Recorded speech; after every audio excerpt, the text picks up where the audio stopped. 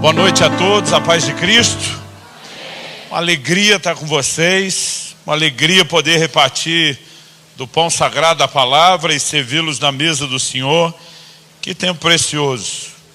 Eu não sei você, mas eu já queria largar tudo e ir para o quarto orar. Meu Deus, tem hora que alguma coisa que a palavra de Deus vai produzindo dentro da gente, eu fico dentro de mim assim, eu vou voar. Vira para o irmão ao seu lado, faz a melhor cara de crente que você puder. Fala, papai vai te pegar de jeito esses dias. Glória a Deus. Glória a Deus. Glória a Jesus. Guto, muito obrigado por nos inspirar e nos ativar. Tem mais, Deus tem mais para nós. Amém? E quando a gente fala que tem mais, a gente tem que crer que é muito mais. Não é pouco mais, é muito mais. Muito feliz, pastor Janduí, acho que não fiz nada errado da última vez para o senhor ter me chamado de novo, né? De poder voltar e estar com vocês e servi-los nesse tempo. Feliz por rever amigos queridos, né? O Guto, o Manuel, o Clóvis apareceu, o Jamal, velho companheiro de guerra. Fico até constrangido de pregar com o Jamal sentado, mas acho que eu não vou trocar de lugar não, vou pregar constrangido mesmo. E antes de compartilhar a palavra, eu só queria encorajar aqueles de vocês que têm fome para continuar crescendo no conhecimento da palavra de Deus, das coisas de Deus. Tem um texto de Provérbios que ele mexe muito comigo, Provérbios 18, verso 15, ele me motiva há muito tempo, espero que te ajude. A Bíblia diz: o coração do sábio adquire o conhecimento, e o ouvido dos sábios procura o saber. O conhecimento e o saber não vem por download gratuito, não vem por osmose, né? Esse negócio não funciona. Você tem que procurar, simplesmente tem que ir atrás, né? E além de toda a dedicação ao estudo da palavra, eu tenho sido muito enriquecido aprendendo também com outros por meio da literatura cristã. Eu acredito nessa ferramenta. Por conta disso, trouxemos aí 2 materiais que você pode adquirir aí no final da reunião. Não tem muita coisa, mas eu acredito que se você for rápido, dá para sair com algo. Há alguns anos atrás, acho que foi em 2021, Kelly, minha esposa Kelly e eu publicamos juntos esse livro, Como Flechas, preparando e projetando os filhos para o propósito divino. Um manual bíblico sobre criação de filhos, com uma ênfase em encaminhá-los a viver o destino profético. Eu sempre digo, né, a maioria dos crentes, não escrevemos esse livro pensando só nos que já são pais. Aqueles vocês solteiros que ainda estão orando para casar. Você que está naquele versículo, eis que estou à porta e bato. Se alguém ouvir a minha voz e abrir a porta, né? Porque eu digo para a moçada da nossa igreja que a melhor hora de se preparar para o casamento é antes de casar, não depois. Melhor hora de se preparar para criar filhos é antes de tê-los, não depois, né? Então a gente tem que correr à frente e não atrás. E você também, que os anos já foram passando, você já migrou para outro versículo, que é o do desespero: que vem a mim, de modo nenhum lançarei fora. Já está aceitando qualquer coisa, né? Para você também. Então quero encorajar vocês. Um dos ensinos mais preciosos que temos a oferecer ao corpo de Cristo está nesse livro. E a publicação mais recente, quando eu estive aqui ano passado, estava terminando de escrever esse aqui, A Cultura do Jejum. Aliás, preguei sobre a importância do jejum, né? O papel que ele terá nessa preparação final de um grande mover, de uma grande colheita. E nós temos dentro do livro o acesso gratuito a um curso online, que resume todo o livro. Cada um dos 12 capítulos viraram 12 aulas, e nesse curso tem também muitas conversas práticas com o médico que tem me acompanhado nos últimos anos em muitos jejuns prolongados, né? A gente tem no livro, Deus me deu uma palavra no final de 21, antes do início do ano passado, que eu deveria estudar sobre jejum como eu nunca fiz na minha vida. E eu decidi revisar não só os textos bíblicos, a teologia, a história, mas a fisiologia do jejum. E a gente tem dado muita orientação prática. Só o que você vai economizar em comida já vale o investimento do livro. Sem sombra de dúvida. Não tem como você perder com isso.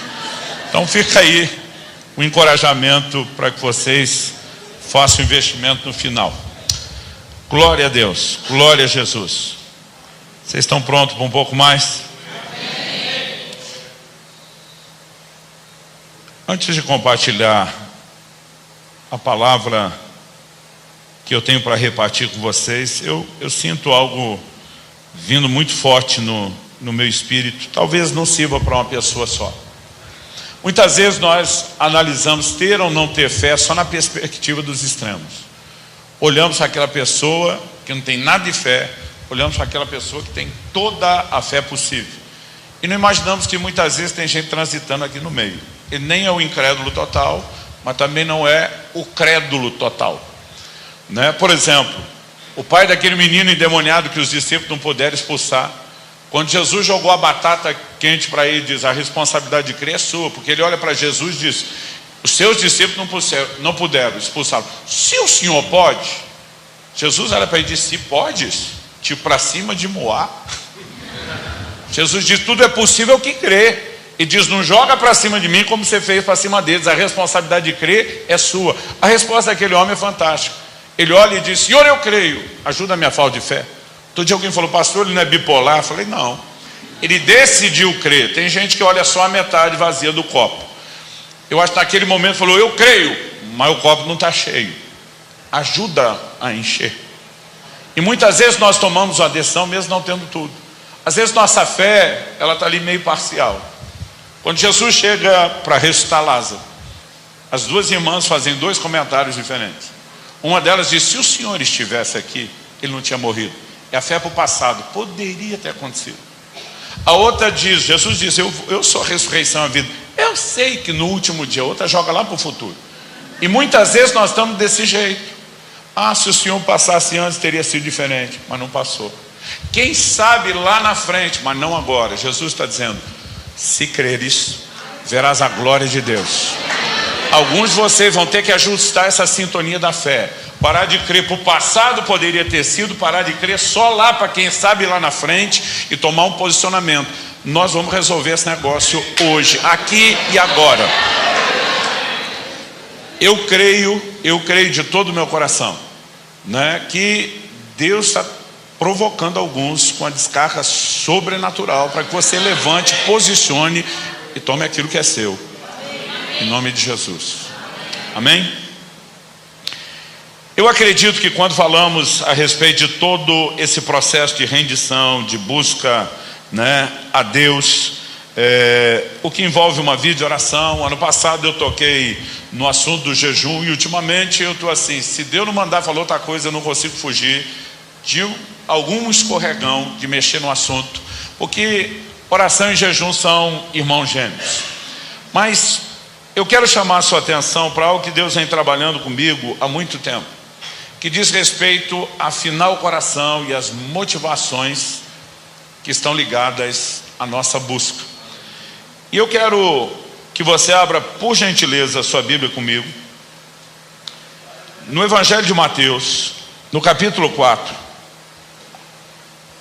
E nós vamos ler juntos, Mateus capítulo 4. Nós vamos ler juntos a partir do versículo 1 até o 4. O texto sagrado diz assim: a seguir, Jesus foi levado pelo Espírito ao deserto para ser tentado pelo diabo. E depois de jejuar 40 dias e 40 noites, teve fome. Então o tentador, aproximando-se, disse a Jesus: se você é o Filho de Deus, mande que essas pedras se transformem em pães. Jesus, porém, respondeu: está escrito, o ser humano não viverá só de pão, mas de toda a palavra que procede da boca de Deus. Você pode repetir isso comigo? Diga: o ser humano não viverá só de pão, mas de toda a palavra que procede da boca de Deus. Só mais uma vez: o ser humano não viverá só de pão, mas de toda a palavra que procede da boca de Deus. Ao olhar para esse texto, eu confesso que durante muito tempo eu entendi ele de forma errada. Em primeiro lugar, a Bíblia diz que Jesus foi guiado pelo Espírito ao deserto. E o propósito dessa condução era basicamente o confronto que ele teria com o diabo. Mas eu creio que o mesmo Espírito que o guiou ao deserto, o guiava nas outras coisas e o guiou a esse tempo de jejum. Durante muito tempo eu achava que essa tentação descrita no início dessas 3 que nós podemos chamar das últimas, porque Lucas 4,13 descreve esse final assim: acabadas que foram toda a sorte de tentações. Jesus não recebeu apenas 3. Essas talvez foram o desfecho. Mas na menção da primeira dessas últimas 3, eu sempre achei que o diabo estivesse tentando Jesus para ele quebrar o jejum antes da hora. Mas a Bíblia claramente diz que depois de jejuar 40 dias, 40 noites, ele teve fome. A fome vem depois do jejum ter sido completo. Então a tentação não era para quebrar o jejum. Nós já vamos tentar entender o que é que aconteceu aqui. Em primeiro lugar, eu quero que você entenda essa fome. Essa fome que Jesus sentiu não é o que você sente quando pula 1 ou 2 refeições. O que você sente é um desconforto, porque o seu corpo está habituado a receber alimentos nas horas certas e ele se condiciona muito rápido. Segundo, a fonte de energia que o meu e o seu organismo precisa, ela vem, da glicose, do carboidrato que nós comemos. Quando você não come, falta energia. O que é que seu corpo faz? Vira uma chave e vai buscar uma fonte alternativa, glicogênio, armazenado no músculo e principalmente no fígado. Só que essa sua reserva de glicogênio, ela dificilmente vai durar mais de 3 dias. Então, no máximo 3 dias, seu organismo vai virar outra chave para oferecer energia alternativa. E o seu corpo vai entrar num processo que os médicos chamam de cetose. É quando ele começa a queimar as reservas de gordura que estão lá justamente para um momento como esse e transformá-las na energia que você não está recebendo mais da glicose e não tem mais no glicogênio. A partir desse momento é quando nós falamos que o jejum deixa de ser tão desconfortável, porque a fome vai embora, porque você vai trocar o alimento externo por um interno, Na verdade, a pessoa que está em jejum, ela está comendo a si mesma, Ela está queimando suas reservas. A vontade de comer leva uns dias a mais para sumir, Eu digo para os outros que jejum difícil é aquele que você não entra na cetose, Eu tenho alguns amigos que falam assim: você tem feito um monte de jejum de 40 dias, você é doido. Eu fiz um comendo uma vez por dia, eu quase morri. Eu falo para eles: e se eu falar que o seu comendo uma vez por dia é mais difícil que o meu? Não, mas eu comia. Eu falei: exatamente, você não entrava em cetose, Você todo dia tinha fome, os caras todo dia. Eu falei: eu não tenho fome, Então, algo que nós precisamos entender esse processo. Agora, quando a Bíblia diz que Jesus teve fome, está falando da fome real. Significa que as reservas de gordura acabaram. E aí o corpo vai entrar no processo de inanição, que é consumo de tecido vivo. Gente, isso é mais desesperador do que a gente possa imaginar. O que particularmente essa informação me faz acreditar que Nosso Senhor era fit, magrinho. Primeiro, é só aplicar a lógica. A dieta do Mediterrâneo até hoje é considerada das mais saudáveis do mundo.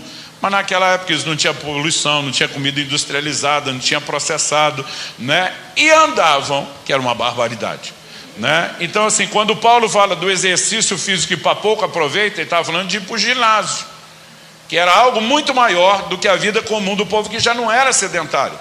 Então, nós precisamos entender, quando Pedro sai de Jope para pregar em Cesareia Marítima, a Bíblia diz que ele foi em 2 dias. Gente, são 60 quilômetros. 30 quilômetros por dia andando. Qual foi a última vez que você deu um rolê de 30 quilômetros? Então, aquele povo tinha um nível absurdo de saúde. Por que eu estou dizendo que na minha cabeça Jesus tem que ser muito magro? Porque eu já fiz vários jejuns de 40. Eu nunca tive fome, porque aqui tem reserva, meu amigo. Então, para ele ter tido fome, ele realmente deveria ser assim, bem enxuto, muito pouca gordura no corpo, para o estoque ter durado, acabado com os 40 dias. Então, no momento que ele encerra o jejum, e ele está de fato no limite, qual é a tentação de Satanás? Não é sobre comer ou não comer, é o meio de acesso rápido à comida. E quando a proposta vem, se você é o filho de Deus, transforma as pedras em pães, o que o diabo queria é que ele fizesse o processo inverso. Subsistindo na forma de Deus, ele não teve o ser igual a Deus, algo ao qual deveria se prender, diz Filipenses 2, se esvaziou, assumiu a forma humana. Ele vive nessa terra como homem. Todos os seus milagres foram operados debaixo da unção do Espírito Santo. Se o que ele fez tivesse sido feito como Deus, nós jamais poderíamos fazer as obras que ele fez, o que dizer maiores. Atos 10, 38 é claro, Deus ungiu a Jesus de Nazaré com o Espírito Santo e poder, o qual andou por toda parte, fazendo bem, curando a todos os oprimidos do diabo, porque Deus era com ele. O texto não diz porque ele era Deus, porque Deus era com ele. Então a legitimidade de Jesus ser o nosso substituto era ele se conduzir como homem. E o diabo estava tentando pressioná-lo a agir como Deus naquele momento. Transforma as pedras em pães. A tentação dizia muito mais respeito a acelerar o acesso à comida do que quebrar o jejum, porque o jejum já estava cumprido. O que talvez poderia deixar alguns de nós até com a guarda baixa, dizendo já está tudo resolvido. Para mim não é coincidência que o último Adão, Cristo, comece sendo tentado na mesma área que o primeiro Adão cedeu: comida. E a resposta do Senhor Jesus é o que tem que nos fazer pensar. E diz, nem só de pão viverá o homem. Na hora que o diabo diz, transforma a pedra em pão. E pensa num cara que queria pão. Pensa num corpo que estava gritando por glicose, por energia. Naquele momento ele diz, o homem não viverá só de pão, mas de toda a palavra que sai da boca de Deus. Ele está dizendo, diabo, o primeiro Adão trocou a palavra pela comida. Você acha que eu vou cair nessa? Tem fome pelo pão natural aqui? Tem, num nível desesperador que a maioria dos seres humanos não conhece. Ele diz, mas dentro de mim tem uma fome maior do que essa, pelo pão do céu. O tema da minha mensagem hoje é uma pergunta: fome de quê? Porque algo que eu e você precisamos entender, que a fome, que é um dos mais básicos e primitivos instintos, ela nos guia, ela nos dirige. A maioria das pessoas, e quando digo a maioria, penso numa pirâmide social, né?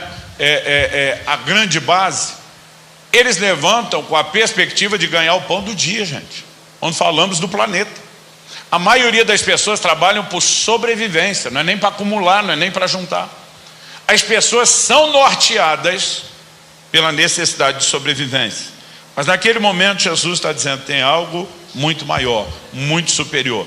E o que ele me ensina com isso? Em primeiro lugar, ele deixou claro que tem dois tipos de alimento. Tem o pão natural, mas tem o pão celestial, a palavra de Deus. Aliás, tem algo interessante, porque ele está fazendo a analogia com a declaração que Deus deu em Deuteronômio 8 sobre o maná. É esse o texto que está sendo citado, e Deuteronômio 8 vai ser importante aqui na nossa conversa hoje. Mas Jesus não fala só sobre dois tipos de alimento. Ele também, nos seus ensinos, não só aqui, ele vai falar das questões de fome e saciedade, ligadas não só ao alimento natural, mas também ao alimento espiritual. E depois de explorar essas duas coisas, primeiro os dois tipos de alimento, depois fome e saciedade nos dois níveis, é que eu quero finalizar minha volta e ter a conversa que eu quero sobre jejum. O meu terceiro ponto aqui vai ser o poder da abstinência. E nós precisamos entender como isso vai impactar a nossa vida. Então vamos lá. Em primeiro lugar, sobre os dois tipos de alimento. Jesus não está só tentando dizer, olha, tem alimento natural, tem alimento espiritual. Quando ele fala da distinção dos dois, e aí você começa a somar o ensino de Jesus, a maior parte do tempo, parece que ele queria gerar em nós não só uma consciência de que tem dois tipos de alimento, mas de que um pode concorrer com o outro. Então, por exemplo, Lucas 21, verso 34, eu vou ler na tradução brasileira, diz, guardai-vos para não suceder que os vossos corações fiquem pesados, com excesso no comer, no beber e com os cuidados dessa vida. Ele está mandando vigiarmos, guardarmos, para que o coração não fique pesado, sobrecarregado com excessos da comida natural, que de alguma forma vai nos atrapalhar no plano espiritual. Em Lucas, no capítulo 8, no verso 14, explicando a parábola do semeador, Ele diz: a parte que caiu entre espinhos, esses são os que ouviram, e no decorrer dos dias foram sufocados com as preocupações, as riquezas e os prazeres dessa vida, e os seus frutos não chegam a amadurecer. Gente, honestamente, quando falamos de preocupação, vou voltar no exemplo que eu dei. A maioria das pessoas levanta para trabalhar pelo pão, pela sobrevivência. Não dá para falar de preocupações na vida da maioria das pessoas e não colocar o elemento comida. Aqueles que venceram o nível das preocupações e estão agora ganhando mais do que o que precisam para comer, eles já entraram na segunda dimensão, riquezas. Mas a terceira, todo mundo, o pobre e o rico, vão desfrutar. É o que a Bíblia fala dos prazeres da vida. E entre eles, a comida sempre está lá. Desde os primórdios da humanidade, não tem festa que não seja regada a comida, bebida e música. E nós precisamos entender que em pelo menos duas diretamente, uma indiretamente, dessas menções do que Jesus falou, que tem o poder de sufocar a palavra, gente. O pão celeste. Os espinhos que crescem, eles sufocam a ação da palavra. Duas delas estão diretamente relacionadas, não com a comida em si, mas com a forma como nós nos relacionamos com ela. O que me chama também a atenção nas declarações de Jesus é quando em João, no capítulo 4, cansado da viagem, ele para em Sicar, uma aldeia dos samaritanos, junto ao poço de Jacó. E ele começa a conversar com a mulher, enquanto os discípulos foram à cidade fazer o quê? Comprar comida. Era a hora do pit stop, descansar. O senhor está cansado, ele precisa de descanso para o corpo, mas eles precisam refazer as energias, e eles foram atrás de comida. Ali o senhor encontra aquela mulher e começa a ministrá-la. Quando os discípulos chegam, eles interrompem Jesus. João 4, de 31 a 34, diz assim: enquanto isso os discípulos pediam a Jesus, dizendo: mestre, coma. Mas ele lhes disse: tenho para comer uma comida que vocês não conhecem. Então os discípulos começaram a dizer entre si: será que alguém lhe trouxe algo para comer? Jesus declarou: a minha comida consiste em fazer a vontade daquele que me enviou e realizar a sua obra. Gente, quando ele chega e fala: mestre, coma, sabe o que eles estão falando? Em outras palavras, nas entrelinhas: precisa perder tempo com essa mulher, que o senhor tem coisa mais importante para fazer. Coma, isso vem primeiro. Jesus olha para eles e diz: eu tenho outra comida. Eles não conseguem entender a analogia de Jesus. Será que alguém trouxe algo antes da gente? Jesus diz: a minha comida, e aqui você precisamos entender algo, é fazer a vontade daquele que me enviou. A maior parte do tempo nós achamos que alimentos espirituais só lê a Bíblia, só escutar mensagens e ensinos. Você diz: não, minha fé foi alimentada. Não dá para negar que isso é parte do processo. Mas quando Jesus fala de fazer a vontade, de andar na palavra, é alimento tanto quanto ouvir. Mas algumas vezes a gente acha que só de ouvir e não andar está tudo resolvido e estamos alimentados. Tá não, filho. Nós precisamos compreender que Jesus também está dizendo: a minha comida, não só para falar do alimento, mas a minha necessidade, a minha valorização por aquilo que Deus tem, é maior do que isso que vocês estão oferecendo. É por isso que nós precisamos questionar: fome do que está guiando ou dirigindo a nossa vida. Porque se eu e você entendemos que existem dois tipos de alimento, nós precisamos entender, não apenas, não estou negando que o alimento natural não seja algo de Deus. 1 Coríntios 6,13, Paulo diz: Deus fez o estômago com os alimentos, alimento com o estômago. Criação casada, né? Nós sabemos, Paulo diz, que um dia Deus vai destruir tanto um como o outro, até que esse dia chegue, que nós estamos aproveitando, não é verdade?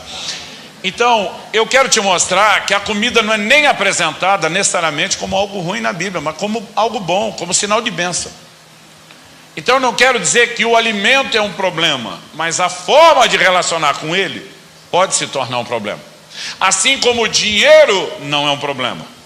Um irmão falou para mim na igreja: pois é, pastor, já dizia a Sagrada Escritura, o dinheiro é a raiz de todos os males. Eu falei: a Bíblia nunca disse isso. Ele disse, eu não disse, disse, não disse, nós ficamos lá no disse, não disse. Eu falei: onde é que está? Me mostra. Ele: tem um texto aí, se o senhor me ajudar a achar. Eu falei: eu te ajudo a achar para mostrar que você viu errado. Aí fui para 1 Timóteo 6, 9 e 10. Falei: é isso aqui? O que o amor ao dinheiro é a raiz de todos. Aí ele está aí. Falei: não, aqui diz que o amor ao dinheiro é a raiz, não o dinheiro. Aí ele: qual a diferença? Eu falei: criatura, a diferença é gigantesca. Porque tu pode não ter dinheiro e ter amor ao dinheiro. Aí, além do miserável estar quebrado, Lá no sul a gente diz, mais quebrado que arroz terceira. Naquele estado de tão endividado que se chama a mulher de meu bem, o banco confisca. E o cara, além de quebrado, tem a raiz de todos os males. Por outro lado, o Salmo 62:10 diz o quê? Se as vossas riquezas aumentam, não ponhais nelas o coração. Uma frase que eu nunca esqueci, no livro do Reagan, ele diz: errado não é o crente ter dinheiro, é quando o dinheiro tem o crente. Os antigos definiam a avareza assim. Eles diziam, o avarento não possui as coisas, são as coisas que o possuem. O dinheiro em si não é necessariamente algo ruim, mas a relação errada com ele pode ser muito delicada. E nós precisamos entender que há um paralelo quando falamos da questão da comida. Eu quero chamar a sua atenção para isso, porque, repito, a necessidade de cuidado não faz do alimento algo necessariamente ruim. Deuteronômio 8:10, quando Deus está falando sobre o momento em que eles entrassem na terra prometida, Ele diz, vocês comerão e se fartarão e louvarão o nome do Senhor seu Deus. Ele está dizendo, não só vocês vão ter comida boa, abundante, farta, mas ainda vão dar glória. Eu não sei você, tem comida que eu não consigo agradecer só antes, eu agradeço depois de comer também, porque é bom demais. Neemias, capítulo 8, verso 10, que a gente cita, a alegria do Senhor na nossa força, vai ver o contexto. Ele diz, comei carnes gordas, picanha, bebei bebidas doces, enviai porções aos que nada têm preparado para si. Ele diz, porque esse é dia de alegria. Aí eles declaram, e a alegria do Senhor é a nossa força. Eles iam se regozijar comendo, gente. Pensa no culto bom. Agora, o que eu e você precisamos entender é que Jesus não define só dois tipos de alimento. Eu já termino de montar as peças do quebra-cabeça. Mas ele fala de fome e saciedade, relacionado não só com o alimento natural, mas também com o espiritual. Por exemplo, em Mateus 5:6, nosso Senhor diz, bem-aventurados os que têm fome e sede de justiça, porque serão saciados. Ele fala de fome e de sede, mas não pelo alimento natural, mas ele fala também de ser saciado. Em João, capítulo 6, verso 35, ele diz, eu sou o pão da vida, quem vem a mim jamais terá fome, quem crê em mim jamais terá sede.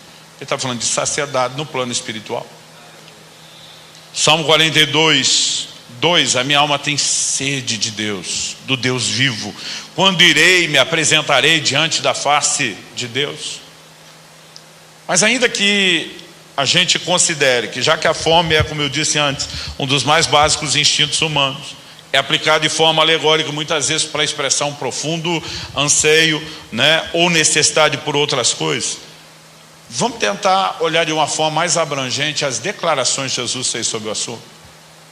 No Sermão do Monte, Lucas, capítulo 6, verso 21, mostra que Jesus diz, bem-aventurados são vocês que agora têm fome, porque serão saciados. Eu sempre pensava que Jesus estava falando de fome natural. Quer dizer, você faminto, que está com necessidade, você vai conhecer a provisão de Deus, Ele vai suprir você.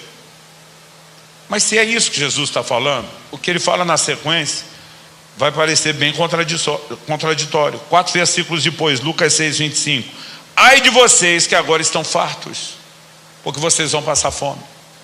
Então vamos fazer a montagem. Bem-aventurados vocês que estão com fome, porque vocês serão saciados. Deus interviu, o cara tirou ele daqui, ele veio para cá, está saciado. Agora Jesus diz, ai de vocês. Bem-aventurado é se deu bem, mas ai de vocês é deu ruim, é juízo. Ai de vocês estão fartos, porque tem fome. Aí o cara sai daqui e volta para ter fome. Mas quando ele volta para ter fome, bem-aventurado, aleluia, vocês serão fartos. E quando ele entra na fartura, ai de vocês, ele ia ficar num loop a vida inteira. A pergunta é, Jesus está falando de coisas naturais? Eu não creio. A segunda multiplicação de pães, antes de multiplicar, Jesus disse, tenho compaixão dessa multidão, porque estão há 3 dias sem comer. E mesmo sem comida, ninguém arredava o pé. Sabe por quê? Ele está dizendo, nós estamos mais interessados no que o Senhor está entregando do que na comida. Ele olha para esse povo e diz, bem-aventurado vocês têm fome do quê? Das coisas espirituais. Vocês serão saciados. Mas quando ele diz, ai de vocês estão fartos, do que ele está falando? Vamos tentar explicar isso por meio de uma parábola que a maioria das famílias vivenciou isso. Quando eu era criança, E a gente tentava pedir para a mamãe para comer alguma coisa antes do almoço. Havia a possibilidade dela soltar os 4 cavaleiros do Apocalipse, de iniciar a grande última guerra mundial. Porque, gente, pensa num negócio para tirar a mamãe do sério. Era quando a gente queria comer o que ela chamava das bugigangas, das porcarias. E ela dizia, de jeito nenhum que vocês vão comer essas coisas, porque a hora que o almoço estiver pronto, que é a comida saudável que vocês precisam, vocês não vão mais ter apetite. Você viveu isso na sua casa? Jesus está dizendo, ai de vocês que se encheram de algo antes do almoço ser oferecido. Ele não está falando de algo natural. Ele diz, vocês vão ter fome. Há um nível de juízo aqui. A pergunta é, o que pode estar trazendo uma falsa sensação de saciedade que nos impede de ter a verdadeira saciedade? Não dá para ignorar isso olhando o ensino de Jesus. Porque a fartura natural pode contribuir com indiferença espiritual. Me ouça com atenção, eu não estou falando contra a provisão abundante de Deus. Estou falando da forma errada de relacionar com aquilo que Deus disponibiliza. Então me ouça agora, por gentileza, sem resistência. Em Deuteronômio 8:10 nós citamos, Deus diz, vocês comerão, se fartarão, louvarão o nome do Senhor seu Deus. No 11, o versículo seguinte, a continuação, e eu vou citar muito Deuteronômio 8 aqui, do 11 ao 14, Deus diz assim, tenham o cuidado de não se esquecer do Senhor seu Deus, deixando de cumprir os seus mandamentos, seus juízos, seus estatutos que hoje lhes ordeno. Não aconteça que depois de terem comido, estarem fartos, aquilo que eu mesmo dei para vocês e que vocês iam me louvar. Depois de terem comido e estarem fartos, depois de haverem edificado boas casas e morado nelas, depois de se multiplicar o seu gado e os seus rebanhos, aumentar a sua prata e o seu ouro, e ser abundante tudo que vocês têm, se eleve o seu coração, e vocês se esqueçam do Senhor seu Deus, que os tirou da terra do Egito, da casa da servidão. Deus está dizendo, as bênçãos que eu vou derramar, podem roubar vocês de mim. Isso não significa que eu não queira dar. Isso não significa que eu não vá disponibilizá-las, mas eu não posso deixar de adverti-los. Já desse um irmão da nossa igreja falou assim para mim, pastor, bendita aquela época de uma igreja sem globalização. Eu falei, como é que é? Ele falou, pastor, eu sou de uma época que a gente só ouvia o pastor da gente na igreja da gente. Hoje em dias de globalização e internet, nós ouvimos de tudo. Ele diz, vem muita coisa boa, mas pastor, vem muita porcaria. E tem ênfase, tem hora que eu não consigo mais saber quem está certo. Eu falei um exemplo. Ele falou, pastor, o senhor sabe que eu amo a pregação e ensino da fé. E tem hora que eu estou ouvindo os pregadores de fé e eu fico lá. É meu, eu quero tudo. Se quiserdes me ouvir, descobrireis o melhor dessa terra. Eu enlouqueço. Daqui a pouco eu ouço uns caras batendo e batendo e dizendo, cuidado que essas coisas vão te afastar de Deus. Eu penso, será que Deus é bipolar? Ou um está certo, um está errado?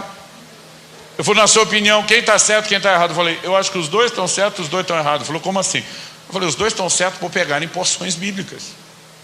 E os dois estão errados porque acham que a porção dele anula do outro. Quando na verdade a palavra de Deus concorda entre si. Eu falei, na mesma Bíblia você vai ver Deus fazendo promessa e na mesma Bíblia fazendo advertência. Você não tem que escolher. As promessas são nossas. A Bíblia diz, tantas quantas forem as promessas de Deus, nele está o sim, por meio dele o amei. Ele não mudou de ideia, não voltou atrás em nada. E ele prometeu porque quis, não foi a gente que convenceu. Então isso está tudo de pé. Não é para você abrir mão. Ele, aleluia, glória a Deus. Eu falei, mas as advertências também estão de pé. Josué dá um chacoalhão na sua geração e diz, tudo quanto Deus falou por meio de Moisés, seu servo, vai se cumprir. Diz, para o bem ou para o mal. A palavra de Deus é toda ela verdadeira, na hora da promessa, na hora da advertência, com juízo e os resultados. Não é uma ou outra. Mas muitas vezes nós começamos a ter uma ênfase. E às vezes o pêndulo balança tanto para arrumar o que estava errado, que nós começamos a descompensar. Deixa eu ser honesto com você, pelo menos no meio que eu vivo, que crê, prega e vive essa consciência de provisão.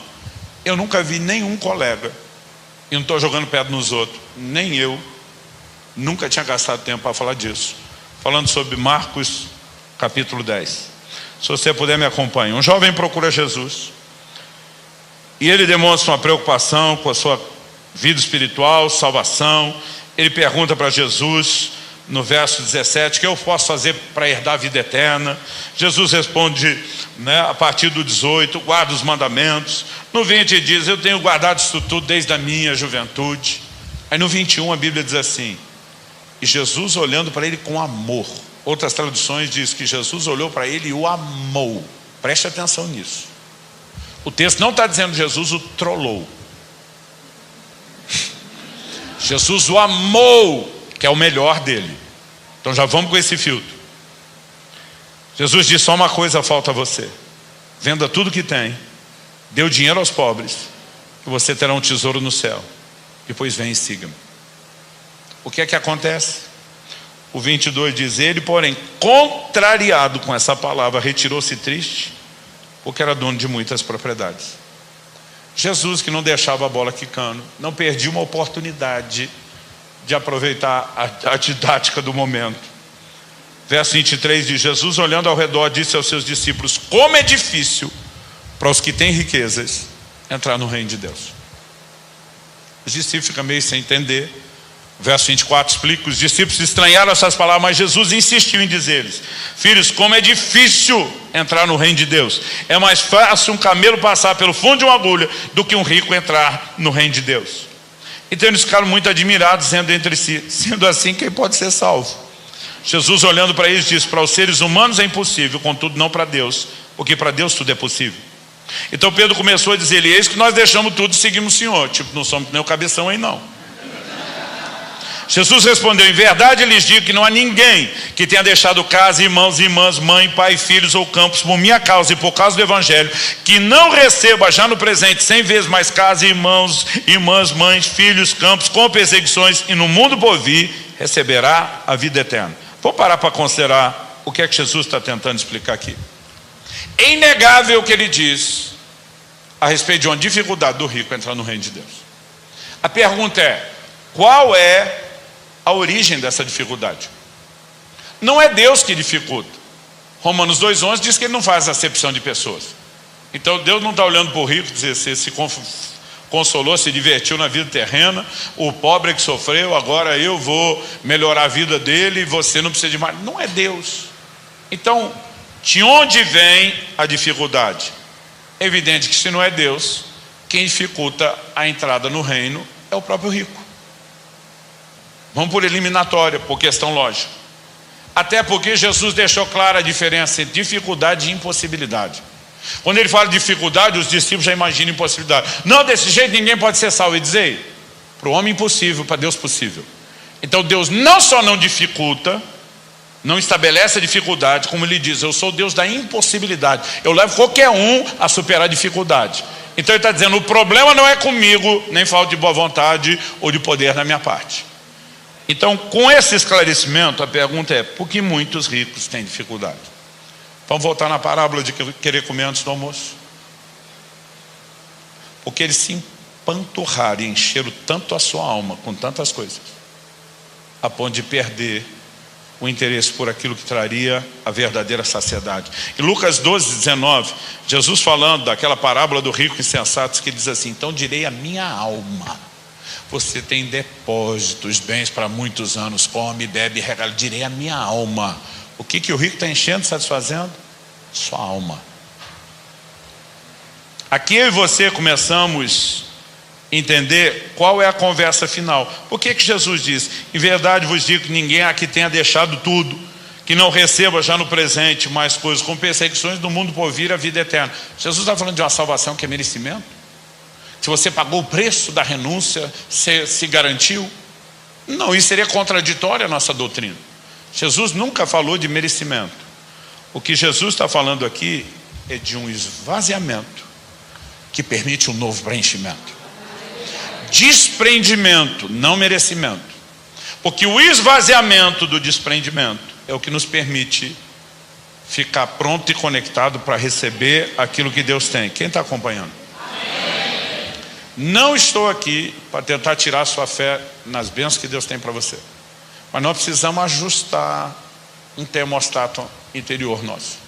Nós precisamos regular algumas coisas. Porque a Bíblia diz que Noé plantou uma vinha e colher o seu fruto. Quando você só lê isso, não parece muita coisa. Mas para os povos antigos do Oriente, mesmo antes de ser definido a história do povo hebreu, era comum que na época de colheita eles celebravam as suas divindades. Quem conhecia e temia a Deus como Noé, obviamente celebrava a Deus. Os outros pagãos celebravam seus ídolos. O negócio era tão forte culturalmente falando, que Deus estabeleceu a festa de Pentecoste, as leis da colheita, como iriam celebrá-lo. Então pressupõe-se pela lei cultural da época, plantou, colheu, vai ter celebração à divindade. Impossível não deduzir que Noé não estava grato a Deus. Mas na hora de festar diante do Deus que o abençoou, a Bíblia diz que Noé se embriagou. O que ele tinha plantado? Uma vinha. O que ele se embriagou? O fruto da bênção que o próprio Deus havia lhe dado. Há 15 anos atrás, quando Deus começou a falar comigo sobre essa questão de colocar num lugar diferente de tudo, eu lembro do dia que ele me disse: muitos de vocês têm se embriagado com as minhas bênçãos. Alguns se embriagaram com bênçãos materiais, outros com realizações profissionais, e diz outros de vocês com conquistas ministeriais, inclusive você, ele me falou. Eu não sabia para onde correr. Porque muitas vezes nós podemos nos empolgar mais do que deveria. Isso não faz da bênção algo errado, porque Deus não faz nada errado. Mas isso faz da nossa relação com aquilo algo que tem que ser questionado. Quem está entendendo? E por que precisamos alinhar o coração? Para não ser privado daquilo. Então tem crente orando: não, Deus, nem me dê isso para eu não pecar. Não, Deus não quer não te dar para não pecar. Ele quer mudar você, para você usufruir o que Ele tem, sem pecar e aproveitando o que tem de melhor. Mas nós também não podemos imaginar que porque isso é bom, que não venha mesclar de alguns riscos se nós não amadurecemos no processo. Dito isso, eu vou para onde eu quero. Qual é o poder da abstinência? Deuteronômio 8, que é justamente o texto que Jesus cita na resposta a Satanás, quando lemos Mateus capítulo 4. Capítulo 8, Deuteronômio, versos 2 e 3. Advertência: lembre-se de todo o caminho pelo qual o Senhor seu Deus os guiou no deserto, durante esses 40 anos, para humilhar vocês, para pôr vocês à prova, para saber o que estava no coração de vocês, se guardariam ou não os seus mandamentos. Ele humilhou vocês, preste atenção na palavra humilhou. Ele os deixou passar fome, preste atenção no passar fome. Ele os sustentou com maná, outra ênfase, que vocês não conheciam, nem os pais de vocês conheciam. Para quê? Para que um indicativo de propósito. O que ele fez tudo? Humilhou, deixou passar fome e deu maná. Para que vocês compreendessem que o ser humano não viverá só de pão, mas de tudo o que procede da boca de Deus. Para que vocês compreendessem, Deus está dizendo: eu tenho um recurso didático que tem um poder que vocês não têm noção. Que para gerar em vocês a compreensão de que o homem não vive só do pão natural, mas do celestial, alguns processos funcionam como elemento didático. E antes de falar do maná, que é o grande ponto aqui, o texto está dizendo que Deus humilhou e fez passar fome. Agora, pegando a ideia de humilhar e passar fome, Levítico 16 nos mostra que no dia da expiação, chamado Yom Kippur, uma vez ao ano, Deus disse assim: vocês vão afligir a alma, e quem não afligir a alma será eliminado do povo. O que era afligir a alma? Não era algo sentimental, porque como é que você vai avaliar se alguém afligiu ou não? No livro de Jeremias e depois no de Atos, nós vemos que esse dia é chamado de o dia do jejum, porque afligir a alma era sinônimo de jejum. Davi diz: eu humilhava a minha alma com jejum, Salmo 35, 5. Curioso é que o jejum está ligado não só com humilhação, mas com fome. E é o contexto do que Jesus está vivendo na hora que ele vai buscar exatamente esse texto. Eu e você precisamos entender que há um paralelo para nós hoje. Jejuar não deveria ser feito com a mentalidade errada que muitos têm feito. A igreja, de uma forma geral, foi perdendo a cultura do jejum. Um reduto forte que manteve foi o meio pentecostal. Mas nesse meio, nós começamos a ver as pessoas jejuando por mérito. Não, você tem que pagar o preço, tem que fazer por merecer. Gente, isso é contrário à doutrina. Eu não estou dizendo que eu e você não precisamos de alguns níveis de renúncia para avançar no processo, mas não é. Eu conheço pregador que ele é assim: não jejuar, Deus não vai usá-lo. Aí você tem outros que vão para o extremo: não, jejum é mérito. Eu digo: não, eles estão fazendo por mérito, jejum não é mérito. Mas a turma está fazendo errado. Eu digo: então você faça certo. Jesus diz: quando jejuar, não faça como os hipócritas. Não é porque alguém está fazendo a coisa certa do jeito errado que você para de fazer o certo. Então vamos fazer do jeito certo. Então, jogando fora uma ideia errada de mérito, o que é que você precisamos entender e resgatar sobre o jejum? O jejum tem um poder de lidar conosco e nos ajudar a compreender algumas coisas. Aqui eu quero que você entenda: comer não é errado, o alimento é visto como bênção, e na Bíblia alimento não é só para sustento, é para deleite.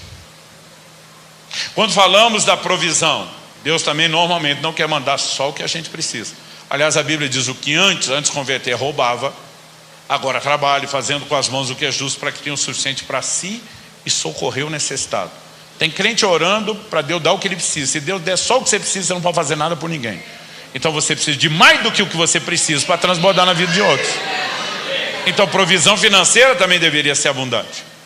E podemos falar de outros níveis de deleite. Quando Deus cria o primeiro casal e bota lá no Éden, vamos pensar em Adão e Eva antes da queda. Eles tinham plena comunhão com Deus, gente. Plena. E o Salmo 16:11 diz: na tua presença, plenitude de alegria, e a tua destra, delícias perpetuamente. Mas mesmo ele tendo plena comunhão com Deus e o mais profundo e poderoso nível de alegria, Deus olha para o homem e fala: eu não tenho problema que você tenha outros tipos de alegria. E Deus diz: vocês podem comer de todas as árvores do jardim. Gente, se o alimento fosse só para subsistência, Deus podia ter feito um fruto só, com a mesma cor, com o mesmo sabor, com o mesmo cheiro, e o resto da vida a gente só ia repetir aquilo, com todos os nutrientes, não precisava nem comer outra coisa. Mas ele caprichou. Ele fez todo tipo de cor, de sabor, de cheiro, de textura, frutas sazonais. Quando acaba a estação, você fica torcendo para ela chegar de novo e poder ter acesso àquilo. O que é que Deus está dizendo? Eu não tenho problema que você tenha outras alegrias. Ele diz: mas esse limite você não vai passar. Porque quando você quer entrar num lugar que te dá uma alegria que rouba você da minha, aí deu ruim. O homem está em plena comunhão com Deus, mas Deus diz: eu quero que você tenha comunhão com o semelhante. E decide criar a esposa. Deus está dizendo: eu não tenho problema que você tenha outras alegrias, é só não desconectar de mim. Então, mesmo quando falamos do casamento, o sexo, que é a tribulação para o solteiro, para se resguardar, é presente e deleite de Deus para os casados que tinham que estar vivendo em avivamento nessa área. Paulo diz em 1 Coríntios 7 que tem que ter avivamento, é para o fogo ficar aceso mesmo. Agora, preste atenção: todas essas coisas que são listas para o crente, há momentos em que nós precisamos dar uma pausa nelas. Não porque elas são erradas, mas porque uma consciência demasiada delas nos rouba a consciência de algo mais sublime e elevado. Então preste atenção: jejum, na Bíblia, a palavra traduzida como jejuar, nestil. Ne é um prefixo de negação, estil é comer. Então a palavra jejuar significa não comer. Eu estou dizendo isso porque no nosso tempo jejum, a palavra jejum virou sinônimo de abstinência. Então você está lendo uma matéria esportiva e vai ler lá: determinado time está em jejum de títulos. É o caso do meu. Determinado jogador está em jejum de gols, porque virou sinônimo de mera abstinência. Mas na essência do conceito bíblico era abstinência de alimento. E eu estou fazendo esse comentário porque eu vejo crente falando: estou em jejum de rede social. Tem nada errado, desde que isso seja um complemento do jejum bíblico e não um substituto. Porque tem crente que a vida inteira jejua as outras coisas, mas não o que devia. Outro dia um amigo nosso falou assim: não, pastor, estou num propósito aí, eu estou já 20 anos num jejum. Eu falei: que você está jejuando? Lagosta. Eu falei: eu também. Está fora do padrão do poder de comer toda hora. E que jejum é esse, criatura? Mas é inegável que a Bíblia fala de outras abstinências além da alimentar. Então, Números 30, que era o capítulo da lei dos votos, falava de votos que as pessoas fariam, com os quais elas iriam afligir a alma. Eles iam deixar de lado coisas preciosas, prazerosas. Não é porque a gente não pode ter essas alegrias, mas é porque naquele momento daquela pausa, eles queriam cultivar uma outra consciência. Dá para entender a diferença? Aí você vai perceber que o jejum envolve comida, mas envolve outras coisas que podem preencher a alma. Por exemplo, 1 Coríntios capítulo 7, verso 5, Paulo diz que a única justificativa para o casal cristão casado, hoje em dia a gente tem que explicar tudo bem direitinho, dar uma pausa no momento de intimidade, é quando os dois, de comum acordo, decidem juntos o quê? Se dedicarem à oração.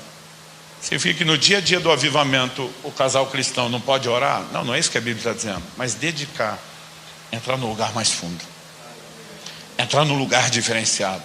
E às vezes, para entrar numa outra percepção dos deleites espirituais, você precisa dar uma pausa em certos deleites.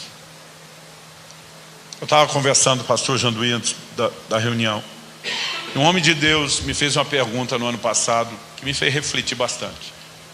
A minha opinião dos gigantes espirituais dessa nação, um homem que me inspira muito. Ele falou assim para mim: Subirá, você talvez seja a pessoa que eu conheço que mais jejua. Então me permite fazer algumas perguntas? Eu falei sim. Ele falou: o seu ritmo, a sua intensidade está assim impressionando a gente. O que é que tem te atraído tanto a esse lugar do jejum? Eu sei que pode ter um como, mas tenta definir aquela coisa que destaca. Falei: pastor, se o senhor me perguntasse isso anos atrás, minha resposta seria rápida e direta. Eu ia dizer: o anseio pelo sobrenatural. Eu queria romper, eu queria ver o mover, eu queria ver o sobrenatural. Eu falei: e eu sou grato a Deus que o jejum foi uma chave de acesso, somado à oração, às outras coisas. Eu falei: mas hoje, quando o senhor me pergunta, eu não tenho nem necessidade de pensar muito. Hoje, a minha fascinação pelo jejum é a capacidade de perceber, como nunca antes, os deleites espirituais. Ele falou: me explica isso. Eu falei: te explico. Com uma parábola. Falei: quando você está muito tempo sem comer, seu organismo limpou, seu paladar refina de um jeito que é assustador. Então, por exemplo, coisa que jejuadores de tempo prolongado recomendam, de vez em quando, você colocar limão na água. As pessoas falam assim: água não tem sabor. Quem jejua discorda. Tem muita diferença de sabor. Você pega um pH alto, o gosto, quando você está com o paladar sensível, é bem salobro, né? Tem água que tem gosto metálico, até pela presença de mais minerais na água. Tem muita diferença. E o paladar fica tão sensível que tem hora que você tem dificuldade. Você vai beber uma água, a água está ruim. Aí tem gente que fala: água ruim, você com sede. Então, uma dica é colocar limão. Não vou encher você com as coisas técnicas, melhora o pH da água, do sangue. Mas nessa de botar o limão, eu estava num desses jejuns prolongados e fui com um grupo de pastores para o restaurante, porque eu não queria perder a conversa, todo mundo falando de Deus, da palavra, do mover de Deus, né? E eu fui junto. Então eu pedi. Os caras: não, você não vai comer? Eu falei: não, gente, hoje vai ser um banquete, hoje vai ser água com gás com limão. Falei: para quem está jejuando é banquete. Eu ainda brinquei com eles. E pedi para o garçom: você me traz um limão espremido? Claro. Daqui a pouco ele voltou, ele botou um copo tão grande. Normalmente a turma traz um dedinho, dois ali, às vezes num copo até menor. Mas um copo tão cheio de limão, eu olhei aquilo e pensei: ele errou. Ele entendeu errado. Ele deve ter achado que eu pedi uma limonada, porque era muito limão. Então eu peguei, dei uma bicadinha e provei. Eu achei aquilo tão doce. Falei: amigo, você entendeu errado, eu só queria o limão espremido, não a limonada. Ele falou: não, isso aí é limão espremido. Eu falei: não, isso aqui está doce. Ele falou: de jeito nenhum. Eu vi o cara da cozinha espremer os limões. Isso é limão puro. Eu provei de novo, falei: está doce. O cara: não pode. O pastor do outro lado da mesa na minha frente passou a mão no copo: deixa eu provar. Quando ele provou, ele fez uma cara de azedo, falou: pelo amor de Deus, Subirá, isso é limão puro, não tem nada de doce. Eu pensei: eu estou ficando louco. Peguei de novo, bebi: tá doce. Ele pegou, bebeu de novo: tá azedo. No fim, todo mundo entrou no tiratema, eu quase fiquei sem limão. Todo mundo queria provar, e todo mundo fazia a mesma cara de azedo.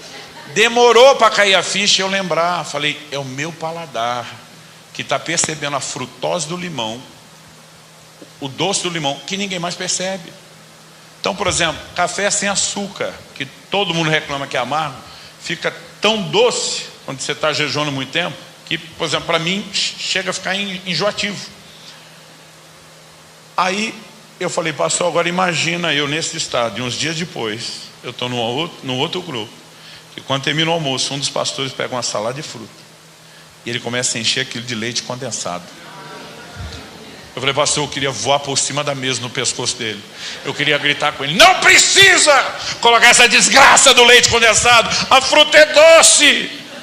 Mas eu lembrei que durante muito tempo eu botava a desgraça do leite condensado. Porque quando você está consumindo muito açúcar, você perde a capacidade de perceber. E depois, quando você para, e depois do corpo passar a limpeza, você consegue perceber o doce, que a maioria está lá, mas a maioria não está percebendo. Quando eu terminei a história, já estava balançando a cabeça, tipo, entendi. Falei, pastor, a coisa mais empolgante para mim tem sido a capacidade de perceber os deleites espirituais. Eu digo, isso tudo sempre esteve aqui? E eu é que não percebia? Qual é o poder da abstinência? Essa pausa em coisas que enchem a nossa alma e não são necessariamente ilícitas nem pecaminosas. Elas às vezes nos dão a capacidade de restaurar o paladar e a percepção de coisas mais elevadas. Quem está acompanhando? Agora, quando esse processo começa a acontecer, a oração deixa de ser um peso, uma obrigação, uma determinação. E você começa a dizer, eu não preciso de outra coisa além disso. Eu já vi crente orando para Deus dizendo, se o Senhor não me der uma casa nova, eu não vou ser feliz. E fico, na tua presença, a plenitude e a alegria, e o Senhor não me é suficiente? Por que o homem consegue trocar as alegrias? Não é consciente, mas ele está tão saturado dessas bugigangas, dessas porcarias que come antes do almoço, que quando chega aqui, ele perdeu a capacidade de perceber e de ser atraído. E qual o problema? O problema que nós muitas vezes não entendemos é que há uma moeda no reino de Deus. Pastor, moeda. O senhor está falando de transação financeira? Sim. Isaías 55, verso 1. Ah, todos vocês têm sede, venham às águas. E vocês não têm dinheiro, venham, comprem e comam. Sim, venham e comprem, sem dinheiro e sem preço, vinho e leite. Vocês não têm dinheiro, ele não está dizendo venha para pegar de graça no 0800 na faixa. Ele diz vem comprar, mas não tem dinheiro. Ele diz, pois é, sem dinheiro, sem preço, mas vai comprar. Como é que você compra sem dinheiro? A carta à igreja de Laodiceia, o Senhor diz, você acha grandes coisas? Vou dizer, qual é o rótulo que eu estou dando para você? Miserável, pobre. Depois de chamar de miserável e pobre, ele diz, mas aconselho que de mim compre ouro refinado pelo fogo, vestes brancas para que te vista, colírio para encher os seus olhos. Mas se é pobre e miserável, compra com o quê? Não é com dinheiro, a moeda é outra. Qual é a moeda? Quem tem sede, vem e beba. Quem tem fome, vem buscar alimento. A moeda no reino, um tempo atrás eu chamava de fome, hoje eu diria, é o interesse. É por isso que você vai ver Jesus dizendo para os apóstolos no sentido de pregar o evangelho, não deem pérolas aos porcos. Não tem interesse, não vai ter acesso. Isaías 44:3, derramaria água sobre o sedento. Para quem que Deus vai dar água? Para quem valoriza a água, para quem vai aproveitá-la, para quem não vai desperdiçá-la. Agora, se nós somos a geração da bênção, da provisão de tudo isso, intoxicado com essas coisas, que começamos a perder o interesse nele, onde é que nós vamos com toda essa bênção? O resultado é ficar sem ela? Não, o resultado é desintoxicar o propósito para poder aproveitar isso, sem comprometer aquilo. Então me entenda, é muito fácil a gente transitar entre extremos. Alguns anos atrás, eu acho que isso foi 2012, se eu tiver errado, 2011. Um dia eu estava orando, foi 2012. Eu lembro que eu tinha 39 anos. E eu falei para minha esposa, falei, meu amor, eu já vou te avisar já, 11 anos antes. que até meus 50 anos de idade eu vou comprar uma Harley Davidson. Ela falou, por quê? Eu falei, não sei, todos meus amigos vão chegando nos 50 a comprar Harley, deve ter um motivo. Já vou me programar para isso, vou botar no planejamento financeiro. Ela olhou para mim e falou, por que esperar até os 50? Por que não com 40? Eu falei, mulher, tu é de Deus, hein? Eu fui precoce em outras coisas, eu posso ser na motinho também. E a gente riu daquilo, porque era uma conversa sem nenhum plano, nenhum propósito, ficou nisso. Só que uns dias depois eu estava orando e o Espírito Santo falou comigo, você tem sacrificado mais do que eu te pedi. Eu quero que você viva mais. Eu falei, como é que é? Ele diz, viva mais. Você está sacrificando muito mais do que eu pedi. Eu falei, pera. O senhor está falando das coisas naturais. Estou com crédito. Aí já sei o que eu quero. Lembrei da conversa com a minha esposa. Falei, então me dê uma motona. Não motinha, motona. Mas tem que ser dessas custom, ajeitada, grande. E falei que venha com ela um seguro, porque eu não, seguro celestial, que eu não tenho mais idade para ficar caindo, trombando, batendo. Eu falei, mas não me dê o dinheiro, me dê a moto. Porque se o senhor der o dinheiro vai para missões, eu não tenho nem coragem de gastar nisso. Mas se o senhor der a moto, eu vou ficar tranquilo. Passa um tempo, um estranho que eu não conhecia da nossa igreja me procura e diz, eu não sei o que o senhor andou falando com Deus, mas Deus mandou eu te dar uma moto. Falei, é. E eu, que moto? Falou, uma motona. Falou, pastor, a Bíblia diz que Deus ama o que dá com alegria. Falou, quero que o senhor saiba que eu não estou dando com alegria, não. Eu falei, não. Ele falou, não. Ele falou, falei para Deus, se é para dar, vou dar para o meu pastor, não para o pastor de outra igreja que eu não conheço. Aliás, fui levar para o meu pastor, ele não quis. Falou, criatura, primeiro eu não quero isso, não preciso disso. Deus não te mandou dar para subir lá? Sim, vá e obedeça a Deus, ele tem os motivos. Além de que eu não quero esse negócio. O pastor ele falou, eu nem andar de moto ando e não tenho plano. Aí ele falou assim, vim meio contrariado. O senhor andou orando por isso? Falei, andei, eu posso te contar a história. Aí ele ficou mais consolado. Gente, e a mulher até hoje tira onda. Ela disse que a partir daquele dia eu acordar, Curitiba tem mais chuva do que sol. Ela disse que eu acordar, a primeira coisa era puxar a cortininha da janela e ver como é que estava o clima. Eu não sei dizer quanto tempo eu falei em língua em cima daquela moto. Porque eu dizia, não vou perder minha conexão com Deus. Mas pensa num brinquedinho de gente grande que eu gostei. Aí nós vamos criar a doutrina do Deus tem que ficar mimando a gente. 2016, 4 anos depois. Nós estávamos no desafio de uma reforma do novo templo, do novo auditório que íamos. E Deus me disse, eu quero a moto. Falei, tu tá de brincadeira. Agora que eu gostei dela, ele falou, bem por isso.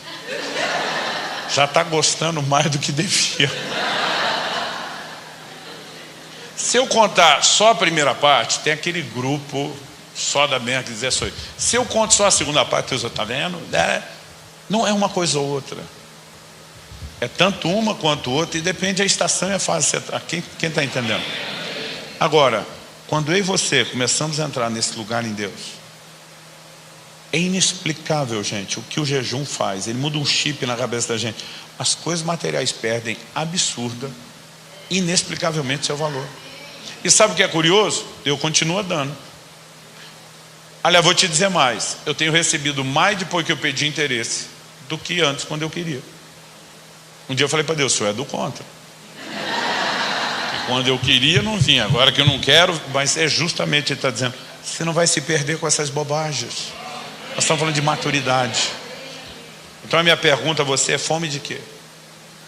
Deus impôs sobre a nação de Israel, eu vou humilhar, eu vou dar didática para vocês. Funcionou? Com a maioria não. Números capítulo 11, de 4 a 6, diz assim, e o populacho estava no meio deles, veio a ter grande desejo das comidas dos egípcios. Também os filhos de Israel começaram a chorar outra vez, dizendo, quem nos dará carne para comer? Lembramos dos peixes que comíamos de graça no Egito. Que saudade dos pepinos, dos melões, dos alhos silvestres, das cebolas, dos alhos, mas agora nossa alma está seca. Outra tradução diz definha, e não vemos nada a não ser esse maná. Por que Deus humilhou e deixou ter fome? Para eles valorizarem o maná, entender que não é só daquilo que o homem vive, mas desse outro plano. Agora, o texto diz que eles olham e eles estão enfastiados de maná, querendo voltar para aquilo. Então a abstinência não funciona quando imposta. É por isso que não adianta impor. Outro dia alguém falou: pastor, quais são as regras do jejum? Eu falei: a regra é que não tem regra. Jesus não definiu a periodicidade, não definiu o tipo do jejum, não definiu, duração. Porque quanto mais espontâneo isso é, melhor. Então no Velho Testamento ninguém era obrigado a fazer voto, mas quando Deus regulamentou os votos, Ele está dizendo: eu espero que vocês façam, mas vai fazer quando quiser, se quiser, do jeito que quiser, mas eu espero que vocês façam. Porque nesse momento que nós começamos a dar essas pausas e vamos desintoxicando a nossa alma, a capacidade de percebê-lo em níveis diferenciados começa a surgir. Quem está entendendo? Eu creio que nós seremos atraídos por Deus a um tempo e a um lugar de realmente entrar nesse profundo interesse de quem Ele é e do que Ele tem. Durante muito tempo eu estava um texto de Amós 8:11, fora do contexto. Eis que vem dias, diz o Senhor, em que enviarei fome sobre a terra. Não fome de pão, nem sede de água, mas de ouvir as palavras do Senhor. E eu dizer: gente, Deus vai trazer fome por Ele. Não é isso que o texto está falando. Se você olhar o contexto, os versículos anteriores do 4 a 7, você vai ver que os israelitas foram julgados porque eles haviam se fartado do pecado. Agora, lembra do que Jesus falou: aí de vocês estão fartos, que vão ter fome. Tem hora que a fome vem como juízo, não mais como meio de acesso. O verso seguinte, o 12, depois de dizer que Deus envia fome, não fome de pão nem de sede, mas de ouvir as palavras, Deus diz assim: andarão de mar a mar, do norte ao oriente, correrão por toda parte procurando a palavra do Senhor, mas não acharão. Deus vai dizer: agora é tarde, agora é fome, a fome vem só como juízo. Que Deus nos livre de entrar num lugar onde a gente só descubra a importância daquilo que não possa mais ser desfrutado. Que nos ajude a saber transitar com maturidade entre essas coisas. Pastor, o senhor quer a comida? Quer a provisão abundante? Quer o avivamento no casamento? Mas não quero viver só aqui, quando a Bíblia diz que aqui tem uma plenitude, alegria e delícias, delícias. Há uma doçura nesse lugar que a maioria de nós está perdendo a capacidade de sentir. E o jejum terá um papel importante, não só na ativação do poder, das conquistas. Interessante que ele vai liberar até aquelas coisas, quanto mais a gente se desprende delas, melhores candidatos nos tornamos a receber de Deus, sem que haja concorrência. Vamos ficar em pé para parecer que está acabando?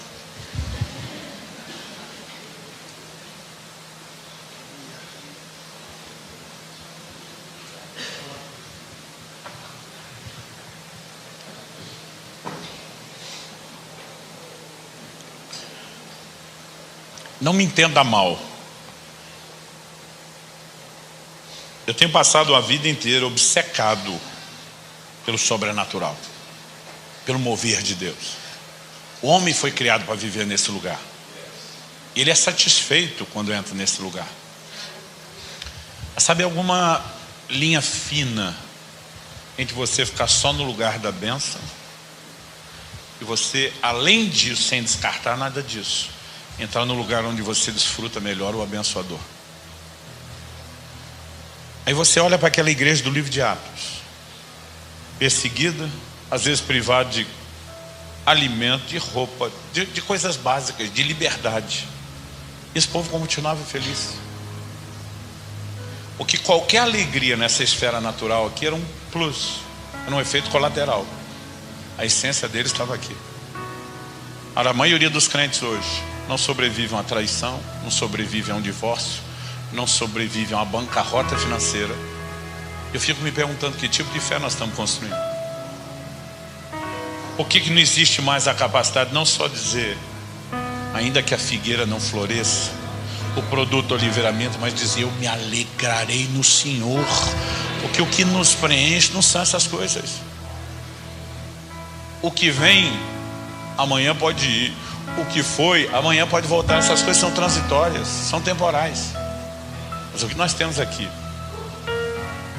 a um nível tão extraordinário, de realização, de prazer, que a igreja precisa descobrir isso.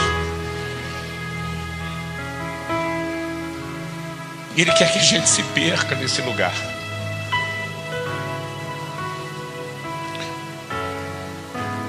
Onde Ele vai se tornando tão atraente, tão fascinante, que as outras coisas perdem o valor. Completei 50 anos de idade em dezembro do ano passado. E sim, eu me dei a Harley um dia antes. Minha esposa falou: tá feliz? Eu falei: não. Ela falou: como é que é? Isso é a moto do seu sonho. Eu falei: isso é só uma moto. Eu falei: eu estou na crise do Eclesiastes, tudo é vaidade. Não condeno. Estou tentando manter tudo que eu de vez em quando falo para Deus: o Senhor me mandou viver mais, lembra? Eu fico tentando até me justificar. Eu falei: Kelly, eu estou em crise. Ela falou: qual a crise? Eu falei: amor, teve coisas que a gente quis a vida inteira e não podia. E nós estamos vivendo um momento de tanta colheita, que hoje eu posso tudo que eu queria, mas não quero mais. E sabe, é curioso isso, porque houve uma fase na minha vida que muitas conquistas não eram algo só espiritual, tinha algo muito de encher a alma, de realizar, de sentir importância naquilo. Gente, eu não sei explicar o que tem acontecido. Eu estou me lixando, eu não preciso de realização nenhuma, eu tenho tudo aqui. E de repente você olha e diz: beleza, essa é a hora que quando o dinheiro e a provisão vem, ele vira servo e não senhor na sua vida. A Bíblia fala de gente escravas dos prazeres. Era o estado que nós estávamos.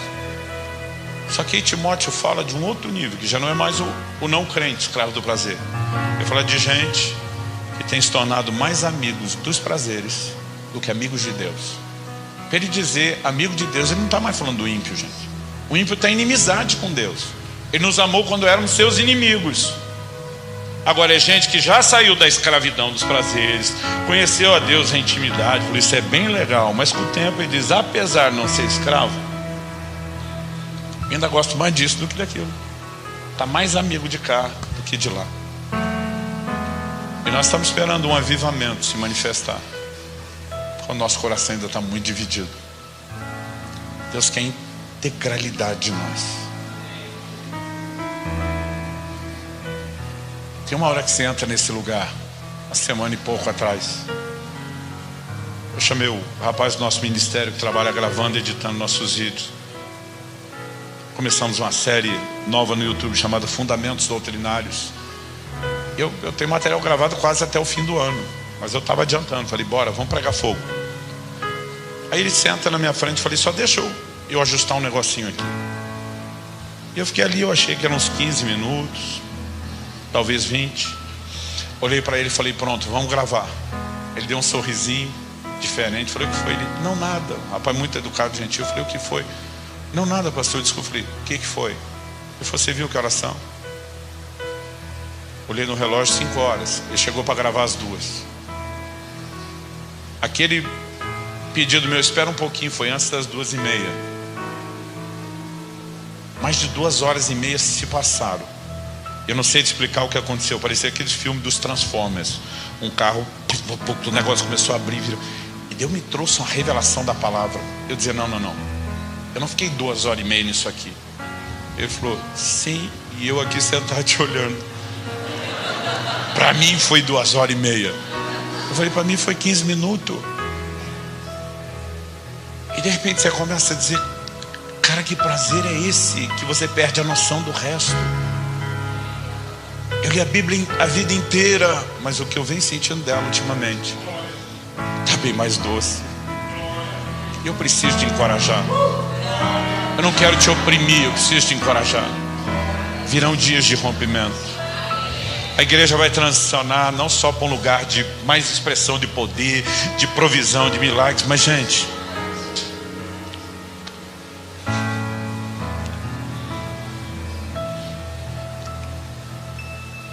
quando a Bíblia diz que é o mais formoso entre os milhares, não é essa beleza física, é uma coisa tão fascinante, tão atraente. E tudo que Ele quer é que a gente pegue o caminho de volta com interesse. para resgatar o interesse, nós vamos ter que desintoxicar um pouco. Espírito Santo,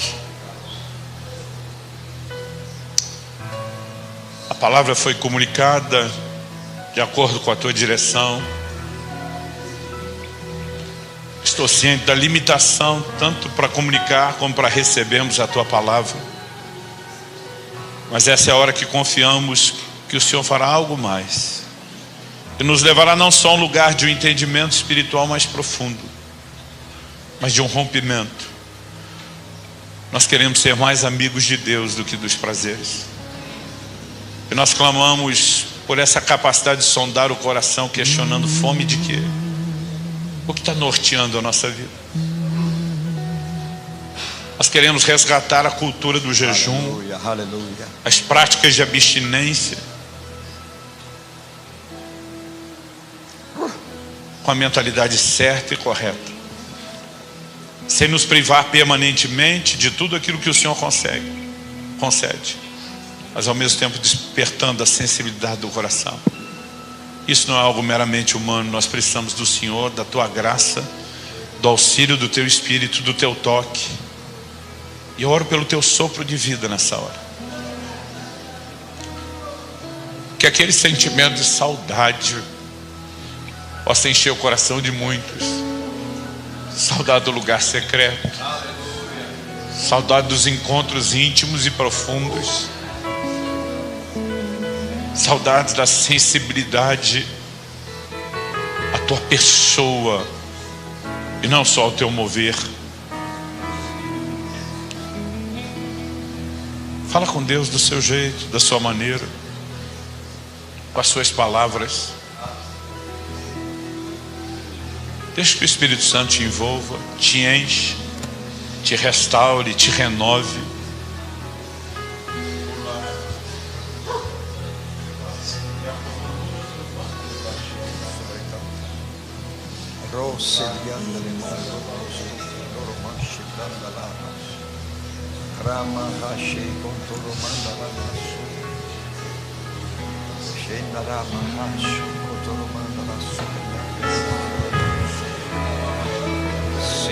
Ramana Brahmana Si Ela Manda Songo Longo Shombana Kende Songo do Mongo Shondo Elega Shonde Hande Kambayo Shongo Ro Shigandele Mangaise Ramana Kandre Shondre Barasingando Sendere cambros te cantere mombroste Gay nango shengo do go sombro Ro vendere senganos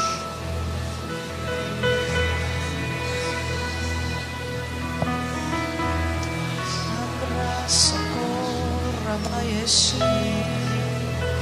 Umbrosa manaye charabranda Celebronde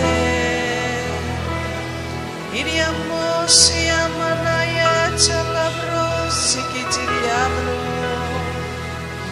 Era manaya soyela nayer. Confira esta outra linda pregação que pode tocar seu coração e inspirar sua fé.